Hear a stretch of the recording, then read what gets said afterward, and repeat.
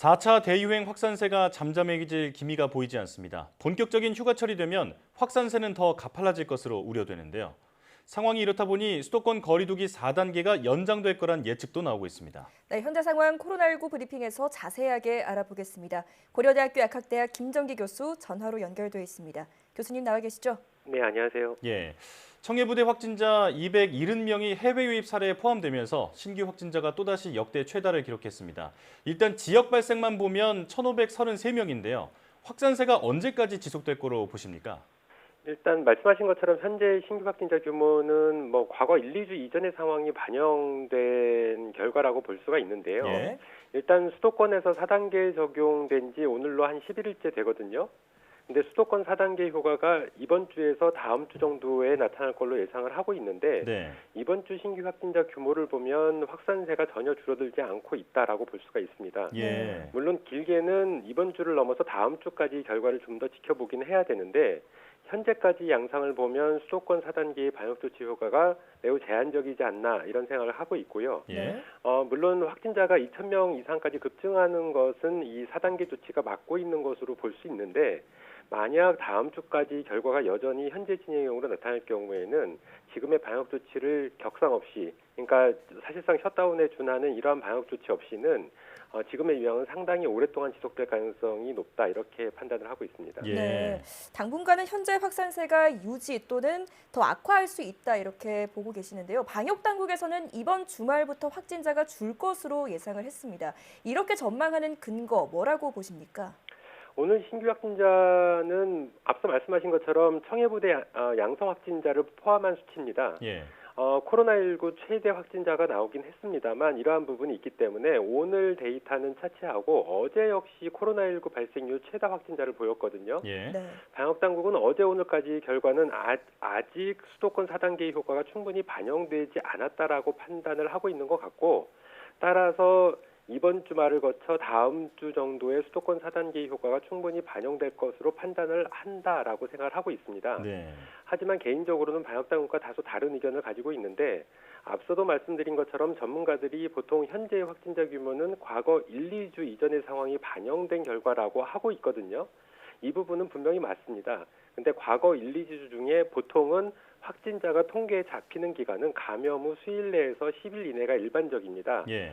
만약 수도권 4단계 효과가 확연했다라고 하면 지금쯤은 확진자 규모에 반영되었어야 하는 거 아닌가라는 생각을 가지고 있고요. 네. 일단 다음 주까지 상황을 좀 더 지켜봐야지 명확한 판단을 할 수 있는데 그럼에도 불구하고 방역당국의 전망에는 다소 부정적인 견해를 가지고 있습니다. 예. 방역 당국은 또 이번 4차 유행의 원인으로 델타형 변이와 이동량 증가를 꼽았는데요. 전국 이동량이 줄면 확진자도 감소세로 돌아설 수 있을까요? 일단 사람의 인구 이동과 변이의 어떤 코로나19의 확산세는 상관관계가 분명히 있습니다. 예. 그렇기 때문에 이동량을 줄이게 되면 확산세의 속도는 감소할 것이고 오히려 확진자 수도 감소할 가능성은 충분히 있습니다. 네. 근데 실제로 수도권 4단계 방역조치 시행한 이전과 이후를 비교를 해보면 전국의 이동량은 겨우 2.3% 정도밖에 줄지 않았거든요. 네. 물론 수도권 같은 경우에는 약 8% 감소를 했다라고 하는데 반면에 비수도권에서는 오히려 증가하는 양상을 보이고 있다 이렇게 볼 수가 있고 수도권에서 8% 정도 이동량 감소는 과거 3차 유행 때랑 비교를 해보면 과거 3차 유행 때에는 그 거리두기 상향 조정에 따라서 비교적 큰 폭의 이동량 감소를 보였거든요. 네. 근데 상대적으로 이동량 감소가 덜하다라고 볼 수가 있고 그래서 이러한 부분들이 현재의 확산세에 일정 부분 영향을 주고 있는 것이 아닌가 이런 생각을 가지고 있습니다. 네. 근데 중요한 거는 물론 방역당국에서 이동량을 줄이게 되면 확진자가 감소할 걸로 예상은 하는데 이 부분은 맞습니다만 실제로 어떻게 지금보다 더 이동량을 감소시킬 수 있느냐 이런 방법론의 의문점이 좀 있고요. 예. 여기에 현재 유행을 주도하고 있는 주요 원인이 전파력이 높은 델타 변이 바이러스이기 때문에 과거 3차 유행과 비교를 했을 때 이동량을 보다 더 감소를 시킨다라고 하더라도 그 효과는 3차 유행 때 대비 좀 제한적일 것이다 이렇게는 예측을 하고 있습니다. 네. 예. 자, 방역 조치에 대한 이야기도 해보겠습니다. 현재 수도권 4단계가 연장될 거란 전망이 높습니다. 사실 짧고 굵게 가기 위해서 최고 수준이었던 4단계를 적용했던 건데 이게 처음부터 불가능한 일이었다라는 지적도 있습니다. 교수님께서는 어떻게 보십니까? 수도권 4단계가 적용될 때 제가 코로나19 브리핑에서도 말씀을 드렸던 걸로 기억을 하는데요. 현재 거리두기 시스템에서 최고 단계인 4단계 방역 조치를 적용을 함에도 불구하고 과거 5단계 거리두기 시스템에서 최고 단계의 전 단계인 2.5단계랑 비교를 했을 때 방역 조치가 오히려 완화된 측면이 있습니다. 네. 이렇게 완화된 측면이 있는 데에다가 현재의 유행을 주도하고 있는 게 전파력이 높은 알파 변이 바이러스고 실제로 과학적으로 알려진 수치, 그러니까 기존 코로나19 바이러스 대비 2.5에서 3배 정도 전파력이 높다라고 하는데 우리가 과거 홍대 앞 주점 원어민 강사발 집단 감염 양상이나 최근에 보이는 여러 가지 델타 변이의 양상을 보면 우리가 과학적으로 알고 있는 수치보다는 훨씬 더 전파력이 높아 보인다라고 개인적으로 생각을 하고 있거든요. 네. 그렇기 때문에 과거 2.5단계보다도 더 완화된 방역 조치를 취하게 되면 이 4단계의 조치만으로는 현 상황을 해결하기에는 역부족이지 않을까라는 생각을 가지고 있습니다. 예. 사실상 과거 2.5단계에 비해서 완화된 조치이기 때문에 실효성이 좀 부족했다 이렇게 지적을 해주셨습니다. 자, 4차 유행과 함께 돌파 감염 사례도 계속 이어지고 있는데요. 통계를 살펴보면 특히 얀센 접종 후에 돌파 감염이 눈에 띕니다. 특별한 이유가 있을까요? 일단 지금 나온 결과는 체계적인 분석 결과라고 보기에는 다소 무리가 있습니다. 네.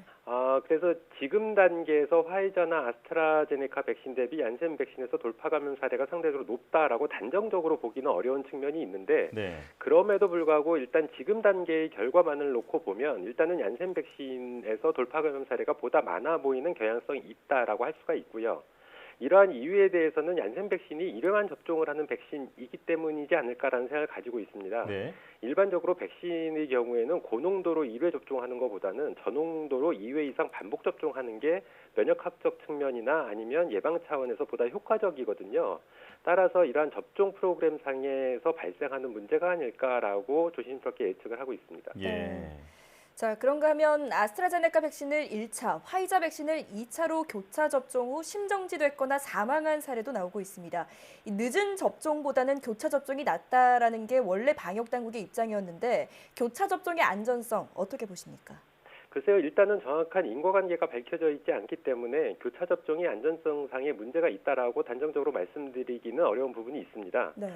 해외 연구 결과를 보면 대표적으로 영국, 스페인, 독일 등지에서 교차 접종에 대한 임상 연구를 진행을 했었거든요. 네. 이 결과들 종합적으로 보면 발열이나 근육통 같은 일반적인 경미한 수준의 이상 반응의 증가는 보이고 있습니다. 근데 교차 접종에 의한 어떤 심각한 부작용 이슈는 공통적으로 없다라고 하고 있기 때문에 일단은 인과성 여부를 결과를 좀 더 지켜봐야 된다라고 말씀을 드리고 싶고요. 예. 그리고 여기에 덧붙여서 그간에 알려져 있는 일반적인 과학적인 상식을 보더라도 교차 접종 시에 안전성에 우려가 될 만한 부분은 크게 보이지 않고 있거든요. 네. 그래서 현재로서는 일단 안전성에는 크게 문제가 없다라고 보는 것이 더 타당해 보이는데 앞서 말씀드린 것처럼 일단 인과성 결과를 좀 지켜봐야 된다라고 생각을 하고 있습니다. 네. 예.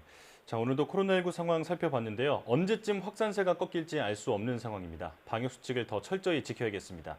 지금까지 고려대학교 약학대학 김정기 교수와 함께 코로나19 상황 살펴봤습니다. 교수님 고맙습니다. 네, 감사합니다.